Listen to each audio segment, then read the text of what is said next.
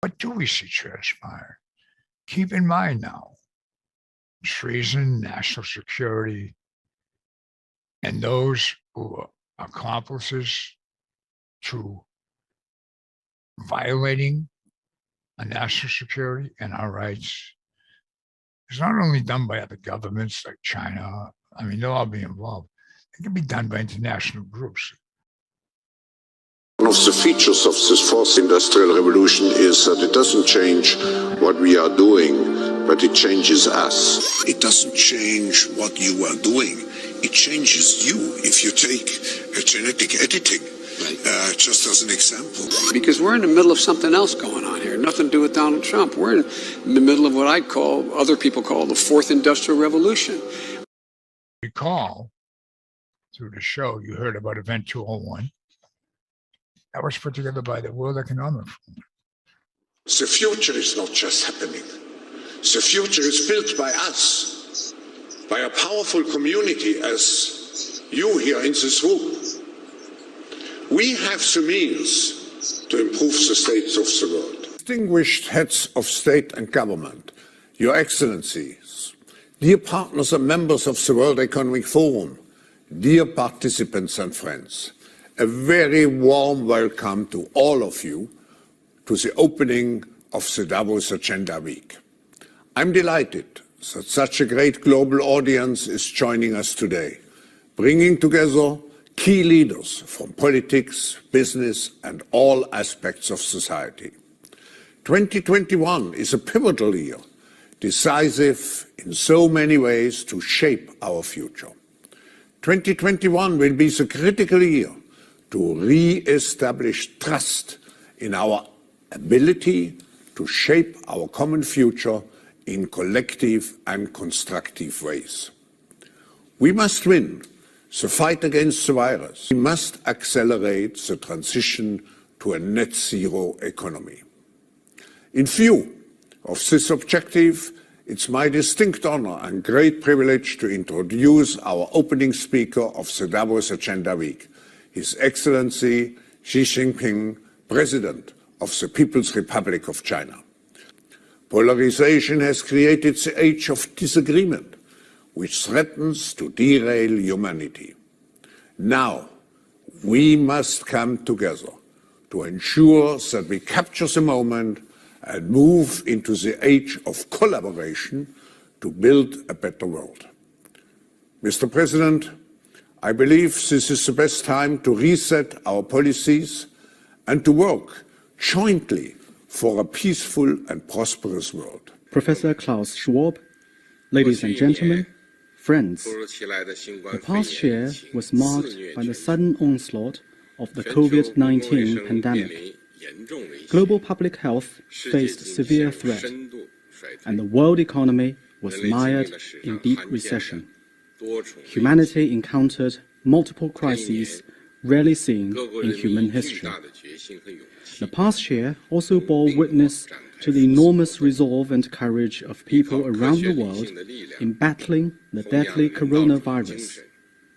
Guided by science, reason, and a humanitarian spirit, the world has achieved initial progress in fighting COVID-19. That said, the pandemic is far from over. Scientific and technological advances should benefit all humanity, rather than be used to curb and contain other countries' development. China will think and act with more openness with regard to international exchange and cooperation on science and technology. China will continue to promote a new type of international relations. Zero-sum game, or winner takes all, is not the guiding philosophy of the Chinese people. As a staunch follower of independent foreign policy of peace, China will get more actively engaged in global economic governance and push for an economic globalization that is more open, inclusive, balanced, and beneficial to all. Ladies and gentlemen, friends, there is only one Earth and one shared future for humanity. As we cope with the current crisis, and endeavor to make a better day for everyone. We need to stand united and work together. We have been shown time and again that to beggar thy neighbor, to go it alone, and to slip into arrogant isolation will always fail. Let us all join hands and let multilateralism light our way toward a community with a shared future for mankind. Thank you for such an important speech, which at this crucial moment in history provides us with a truly comprehensive framework for shaping the future.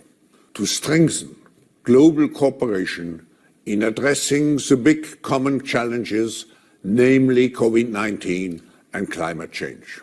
Being committed to international law and international rules, and being open for change, and for improvements and reforms of our global governance system, particularly in exploring and formulating rules on global digital governance. To fully implement the 2030 Agenda for Sustainable Development, that we should enter a new era of global cooperation and being guided by the fact that there is only one planet, Earth, and only one common future. The standard answer is, if you don't like what somebody's saying, you call them a conspiracy theorist. But what I would call it is, we're conspiracy observers. That Event 201, for example, had hundreds of people in a room conspiring about how to take over the world on the basis of an infectious pandemic. That's a conspiracy because of all the people involved in it. So, you can call them theorists, but we're observers. We observe these conspiracies. Which Americans were being targeted? Now, August 2nd, 2022, a media organization obtained a copy of a document which whistleblowers subsequently authenticated to the committee that is styled the FBI's Domestic Terrorism Symbols Guide on Militia Violent Extremists. Mr. Boyle, are you generally familiar with that guide? Yes. And that guide identified certain things that made people more likely to be deemed a threat or terrorists, didn't it? Yes. And wasn't one of those things just the number 2 and the letter A next to each other? Yes, it was. And in your experience as a law enforcement official, does putting the word 2 or the letter 2 and A next to each other make someone more likely to be violent or law-breaking? No. And if someone signified the right, that they support the right to bear arms, was that also something in the symbol guide? Yes.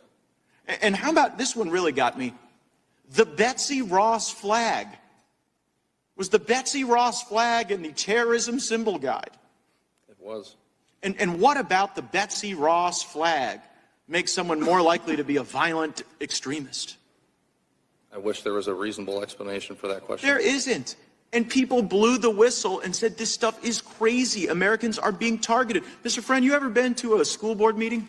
Yes, I have. FBI ever sent you to the parking lot of a school board meeting? Yes, they have.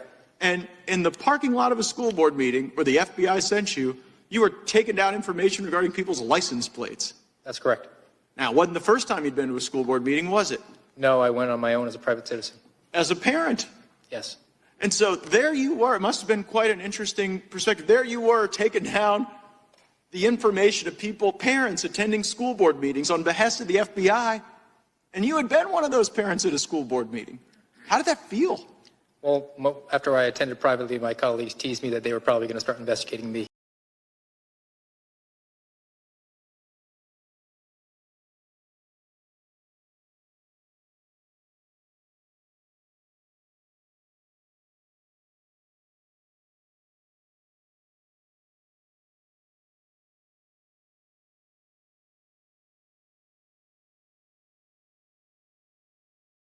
FBI's Domestic Terrorism Symbols Guide on Militia Violent Extremists. And in your experience as a law enforcement official, does putting the word 2 or the letter 2 and A next to each other make someone more likely to be violent or law-breaking? No. The Betsy Ross flag. Was the Betsy Ross flag in the terrorism symbol guide? It was. The standard answer is if you don't like what somebody's saying, you call them a conspiracy theorist. But, you know, you can call them theorists, but we're observers. We observe these conspiracies.